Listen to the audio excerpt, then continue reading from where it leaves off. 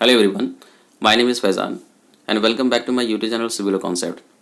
आज के इस वीडियो में हम एक न्यूमेरिकल देखने वाले हैं which is related with the design of double reinforced beam section. तो चलिए शुरू करते हैं। आपको क्वेश्चन आपके स्क्रीन पर दिख रहा है। What it says, an RCC beam 300 by 550 mm is subjected to a factored moment of 300 kN/meter. Find the number of 16 mm diameter bars to be provided in compression zone and tension zone at an effective cover of 50 mm on both sides to resist this moment. Use concrete M20 steel M20 and steel Fe415। तो इस question में क्या given है आपको, देखिए सबसे पहले आपका क्रॉस सेक्शन डायमेंशन गिवन है 300 by 550 mm का। अच्छा, ये जो क्रॉस सेक्शन डायमेंशन जो है वो ओवरऑल डायमेंशन है, क्योंकि यहाँ पर इफेक्टिव जैसा कुछ मेंशन नहीं किया हुआ है। यानी आपका 300 mm आपका विड्थ हो गया और 550 mm आपका ग्रॉस डेप्थ हो गया। और आपको फैक्टर्ड मोमेंट की वैल्यू भी गिवन है 300 kN/meter के, और साथ में आपको टेंसाइल रिइंफोर्समेंट और कॉम्प्रेसिव रिइंफोर्समेंट निकालना है। और लेकिन इसमें बेसिकली आपको नंबर ऑफ बार्स निकालने हैं, क्योंकि आपको 16 mm डायमीटर का बार यूज़ करना है कॉम्प्रेसिव रिइंफोर्समेंट के लिए भी और टेंशन रिइंफोर्समेंट के लिए भी।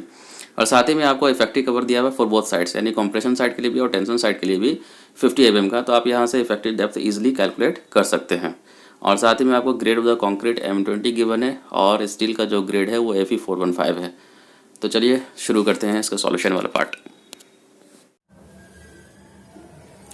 चलिए इस क्वेश्चन के सॉल्यूशन पार्ट की तरफ मूव करते हैं कि ये क्वेश्चन भी आपका डिजाइनिंग पार्ट से रिलेटेड है और आपको इसमें बेसिकली नंबर ऑफ और टेंसाइल रिइंफोर्समेंट निकालने के लिए बोल रहा है और नंबर ऑफ कॉम्प्रेसिव रिइंफोर्समेंट निकालने के लिए बोल रहा है, जहाँ पर आपको डायमीटर ऑफ द बार दोनों के लिए गिवन है 16 mm diameter of the bar use किया गया दोनों के लिए, यानी कॉम्प्रेशन के लिए भी और टेंसाइल रिइंफोर्समेंट के लिए।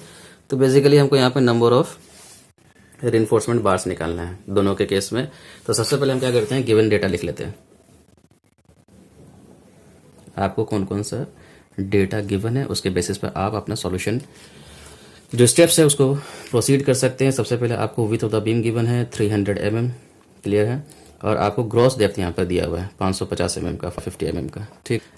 और क्या गिवन है आपको, फैक्टर्ड मोमेंट जो इसके ऊपर लग रहा है वो आपको गिवन है 300 kN/meter का, और साथ में इफेक्टिव कवर दिया हुआ है, ठीक है, दोनों के केस में, यानी कि टेंशन जोन में भी और प्रेशर जोन में भी दोनों का सेम दिया है। कितना दिया है भाई, इसकी वैल्यू आपको गिवन है, आप जानते हैं 50 mm, ठीक है, क्वेश्चन से आप देख सकते हैं, आपके स्क्रीन पे फ्लैश हो रहा होगा। और साथ में जब इफेक्टिव कवर कॉम्प्रेशन जोन में दिया रहता है उसको हम डी डैश से डिनोट करते हैं। ये आ गया आपका 50 mm का, और इफेक्टिव डेप्थ भी आप कैलकुलेट कर सकते हैं, ग्रॉस डेप्थ और माइनस ऑफ इफेक्टिव कवर। 550 को 50 से माइनस करेंगे तो डायरेक्टली आप लिख सकते हैं 500 mm का, ठीक है।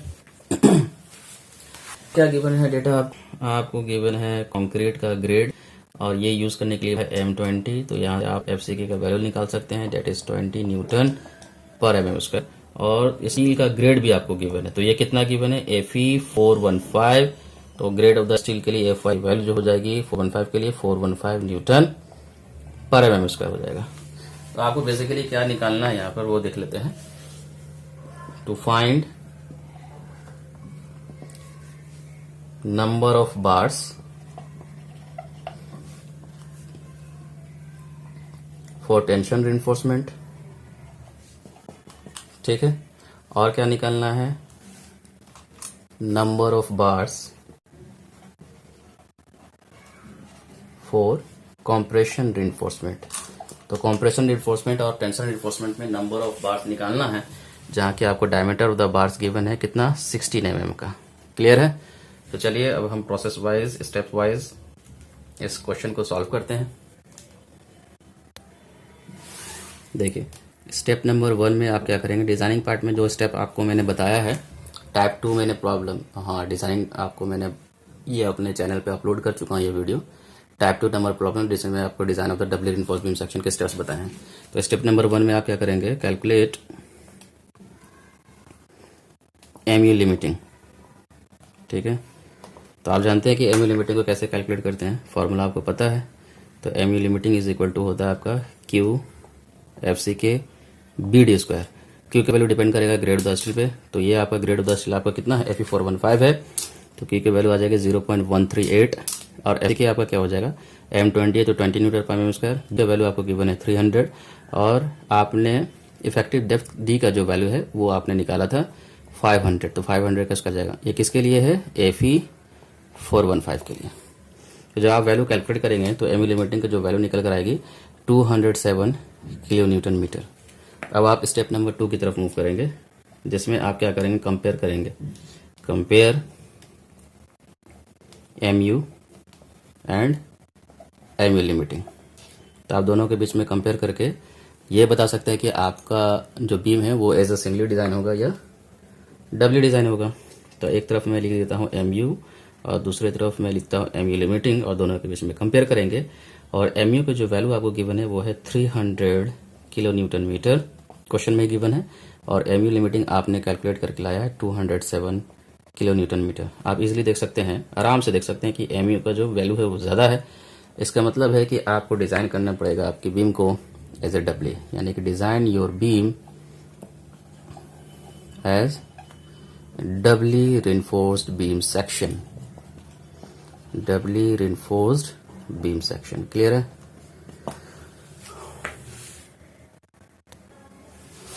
देखिए अब हम स्टेप नंबर 2 तक हो चुका है। स्टेप नंबर 3 में क्या करते हैं, डिज़ाइन कर लेते हैं, मतलब कि एस्टिमेट कर लेंगे मेन रिइंफोर्समेंट को। कैलकुलेट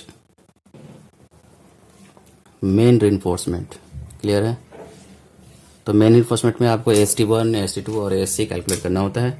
तो पहले मैं कैलकुलेट करूंगा ST1 को। Calculate ST1। तो ये आप कैसे कैलकुलेट करेंगे, तो देखिए ST1 क्या होता है, number of area of the steel, और you can say the amount of the steel required for singly reinforced balance beam section. तो बैलेंस बीम सेक्शन है, यानी कि आप क्या करेंगे, एम यू लिमिटिंग ले लेंगे। ठीक है, यहाँ singly reinforced balance beam section की बात कर रहे हैं। और आप इसको इक्वेट करेंगे मोमेंट ऑफ रेजिस्टेंस से singly reinforced balance beam section का और विद टेंशन वाला साइड से। ये किसके लिए आप कर रहे हैं, singly reinforced balanced beam section. आप क्या करें, ये एनालिसिस पार्ट को अंडरस्टैंड करने के लिए आप मेरे यूट्यूब के प्लेलिस्ट पे जाइए, RCC वाले प्लेलिस्ट में। आपको वहाँ पर एनालिसिस पार्ट में इजीली समझ में आ जाएगा कि मैं ये क्या कहना चाह रहा हूँ। तो यहाँ पर देखिए आप लिखेंगे एम यू लिमिटिंग, और ये हो जाएगा आपका T1 into liver arm 1। T1 की वैल्यू हो जाएगी 0.87 FY इंटू ST1, और लीवर आर्म 1 कितना हो जाएगा जी, ये हो जाएगा D माइनस 0.42 XU। आप कहेंगे सर आपको एवी लिमिटिंग आपने निकाल लिया है, ST1 निकालना है और आपको XU भी नहीं दिया हुआ है, तो दो अननोन हो गए और इक्वेशन एक ही है, तो ये तो निकल नहीं सकता। तो आपको पहले XU निकालना पड़ेगा। तो ये देखिए, ये मोमेंट ऑफ रेजिस्टेंस जो टेंसल साइड से लिख रहे हैं आप singly reinforced balance beam section के लिए लिख रहे हैं, तो यहाँ पर XU बराबर क्या हो जाएगा, XU मैक्स हो जाएगा, और XU मैक्स बराबर क्या हो जाएगा, 0.48 टाइम्स ऑफ द D हो जाएगा for the grade of the concrete Fe415 के लिए। समझ में आ रही है?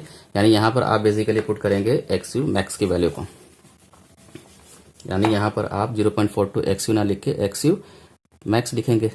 तो XU मैक्स का तो आप इजीली निकाल सकते हैं, ये सिर्फ डिपेंड करता है ग्रेड ऑफ द स्टील पे।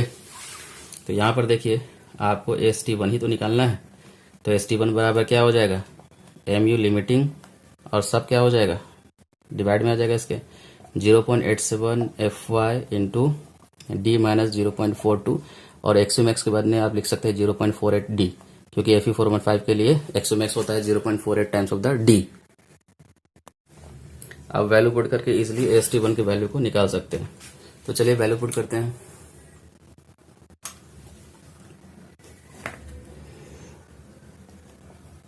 ST1 बराबर हो जाएगा, एम लिमिटिंग आपने कितना निकाला था, 207 निकाला था ना।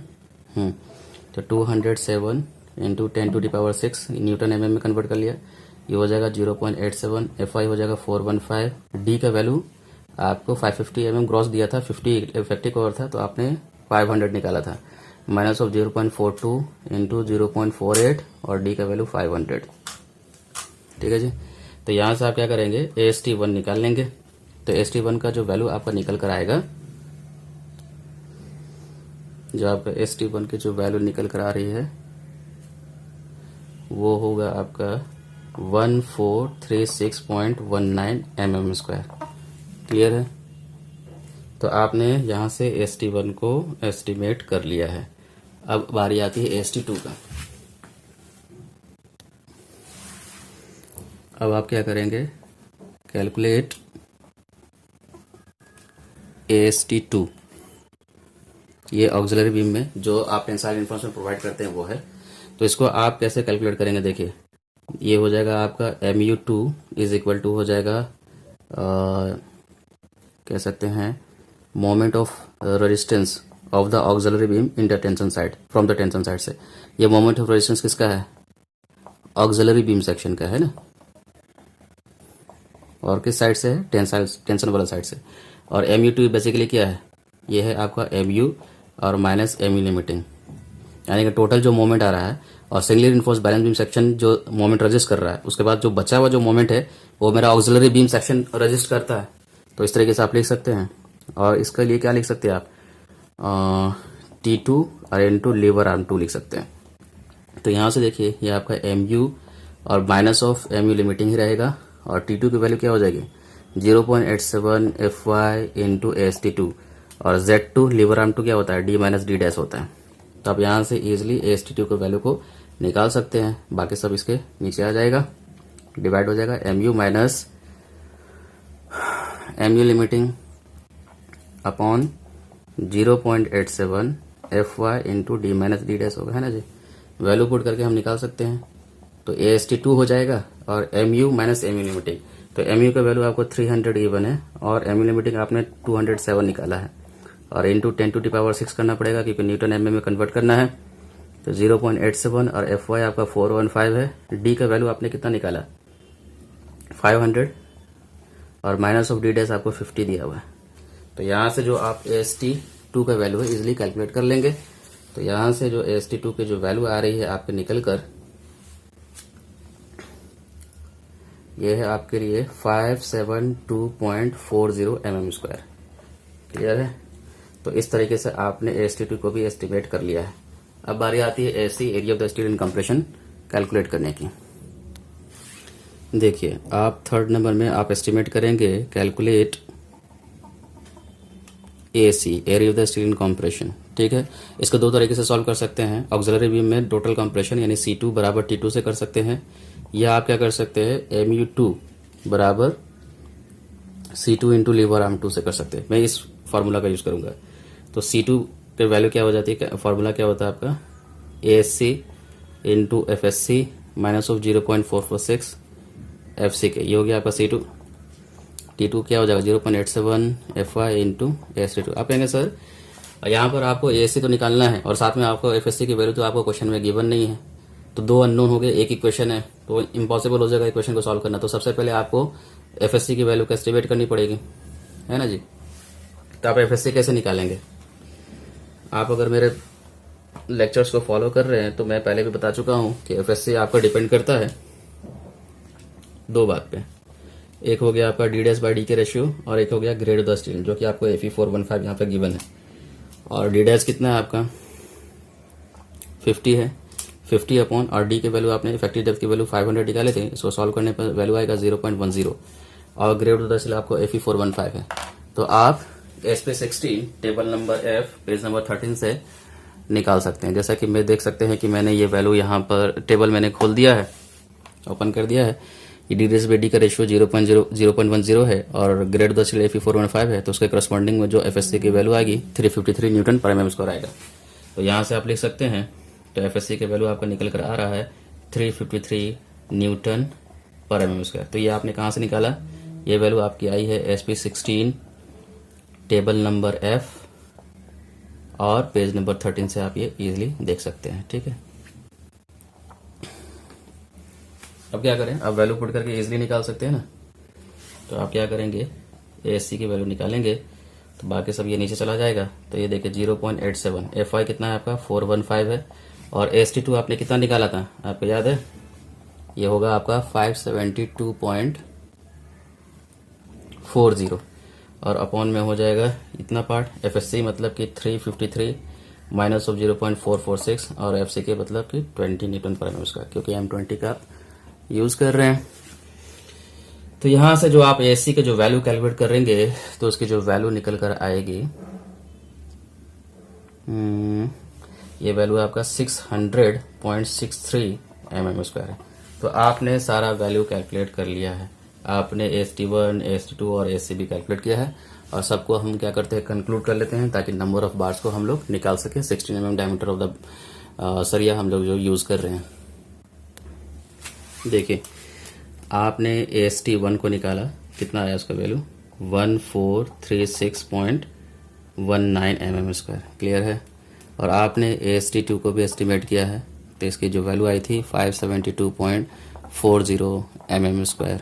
तो यहाँ से आप टोटल निकाल सकते हैं। AST बराबर क्या हो जाएगा, AST1 प्लस AST2, दोनों को ऐड करेंगे तो कितनी वैल्यू आ जाएगी, तकरीबन आ जाएगा 2008.59 mm², ठीक है।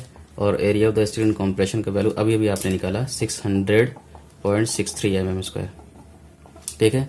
और आपको क्या बोल रहा है कि दोनों के लिए यानी कंप्रेशन और टेंशन रिइंफोर्समेंट के लिए आपको diameter of the bar 16 mm का यूज़ करना है, ठीक है। तो इसके लिए आप नंबर ऑफ बार्स इजीली निकाल सकते हैं।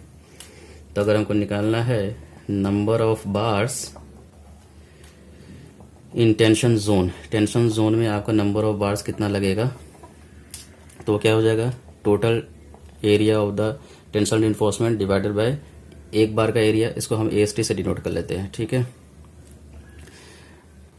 स्मॉल AST से, यानी कि क्या हो गया, cross sectional area of 1 bar.